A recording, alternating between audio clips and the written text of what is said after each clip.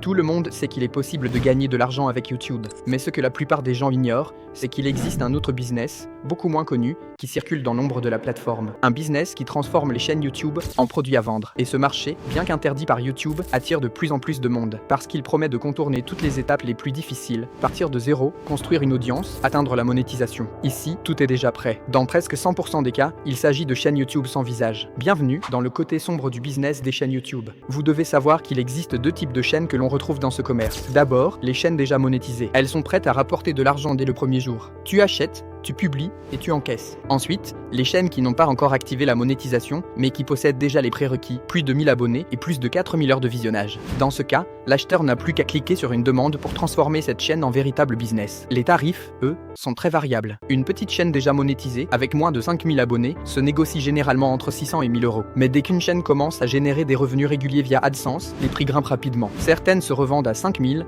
10 000 et parfois bien au-delà. Pour certains acheteurs, ce n'est plus seulement une chaîne YouTube, c'est un véritable actif numérique traité comme un placement à part entière. Pour rassurer les acheteurs, certaines plateformes fournissent des captures d'écran détaillées, statistiques réelles, revenus AdSense, analytics, engagement. Ces preuves sont là pour garantir que la chaîne est authentique. De plus, un délai de 7 jours est souvent imposé entre deux changements de propriétaire. Ce battement permet de vérifier que la transaction est stable et que la chaîne ne sera pas bloquée ou remise en vente trop rapidement. Ces sécurités apportent une certaine confiance, mais elles ne suffisent pas toujours. Car parallèlement, il existe aussi des entreprises spécialisées qui vendent des packs de monétisation. Elles proposent d'envoyer des abonnés et des vues sur une longue période, juste assez pour franchir les fameux paliers, 1000 abonnés et 4000 heures de visionnage. Une fois la monétisation validée, la chaîne est alors prête à être vendue, mais ce marché attire surtout parce qu'il donne un accès direct à l'algorithme. Celui qui a déjà fait ses preuves, c'est que tout se joue dans les 30 premières secondes d'une vidéo, avec le CTR, le fameux taux de clic sur les titres et miniatures. Acheter une chaîne, c'est aussi acheter une validation auprès de l'algorithme. Et si tu veux comprendre comment utiliser ce CTR pour faire décoller tes propres vidéos, abonne-toi, parce que c'est exactement ce que je vais dévoiler dans mes prochaines vidéos. Évidemment, derrière cette apparente opportunité, les risques sont énormes. Les arnaques sont partout.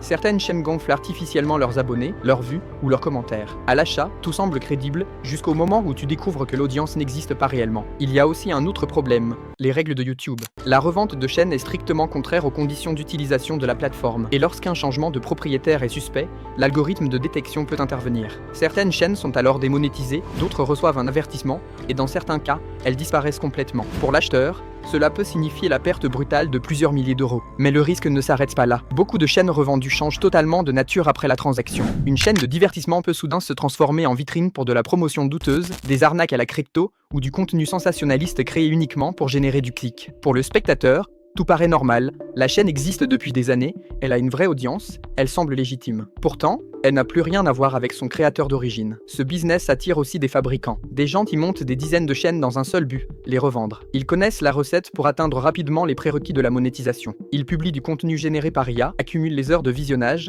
puis mettent la chaîne en vente. Chaque chaîne devient alors un objet standardisé, prêt à être vendu au plus offrant. Alors oui, l'achat et la revente de chaînes YouTube est une réalité. Un business rentable pour certains, mais instable, risqué et interdit. Car derrière chaque transaction, il y a une chance que la chaîne disparaisse, qu'elle soit démonétisée ou qu'elle change complètement de visage. Et c'est là que tout prend une autre dimension. Derrière YouTube, présenté comme l'espace de la créativité et de la liberté d'expression, existe une économie parallèle. Une économie où les chaînes se négocient comme des biens marchands, où les audiences sont réduites à des chiffres et où la passion finit par se transformer en simple transaction financière. Alors, faut-il voir ce marché comme une opportunité cachée ou comme la preuve que même YouTube n'échappe pas à ses propres zones d'ombre ?